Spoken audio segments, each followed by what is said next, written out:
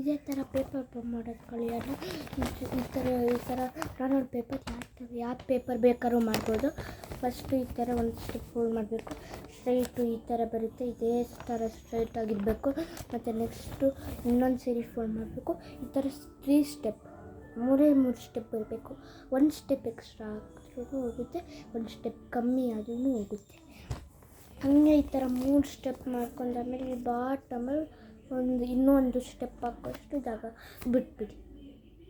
ಆಮೇಲೆ ಈ ಕಡೆ ಲೆಫ್ಟ್ ಸೈಡು ಈ ಥರ ಲೆಫ್ಟ್ ಸೈಡು ಹಿಂಗೆ ಫೋಲ್ಡ್ ಮಾಡಿ ಇದೇ ಥರ ಹಿಂಗೆ ಪ್ರೆಸ್ ಮಾಡಿಬಿಡೋಣ. ಆಮೇಲೆ ಇದನ್ನು ಹಿಂಗೆ ಒಳಗೆ ಕಳಿಸ್ಬಿಡೋಣ. ಇದೇ ಥರ ಒಳಗೆ ಕಳ್ಸೋಣ. ಮತ್ತು ಇದ್ರೊಳಗೆ ಗಾಳಿ ಉಡಬೇಕು. ಗಾಳಿ ಉದ್ದೋದು ಗೊತ್ತಲ್ಲ. ಫಸ್ಟು ಅದಕ್ಕಿಂತ ಮುಂಚೆ ಇದನ್ನು ತೋರ್ಸೋಕ್ಕಿಂತ ಮುಂಚೆ ನೀವು ಲೈಕ್ ಮಾಡಿ, ಸಬ್ಸ್ಕ್ರೈಬ್ ಮಾಡಿ, ಮತ್ತು ಕಮೆಂಟಲ್ಲಿ ಯಾವ ವಿಡಿಯೋ ಮಾಡಬೇಕು ಅಂತ ನೆಕ್ಸ್ಟ್ ಹೇಳಿ.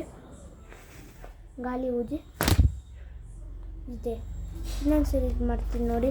ಇನ್ನೊಂದು ಸರಿ ಸೌಂಡ್ ಕರೆಕ್ಟಾಗಿ ಕೇಳಿಸ್ಕೊಳ್ಳಿ. ಹೀಗಿರುತ್ತೆ.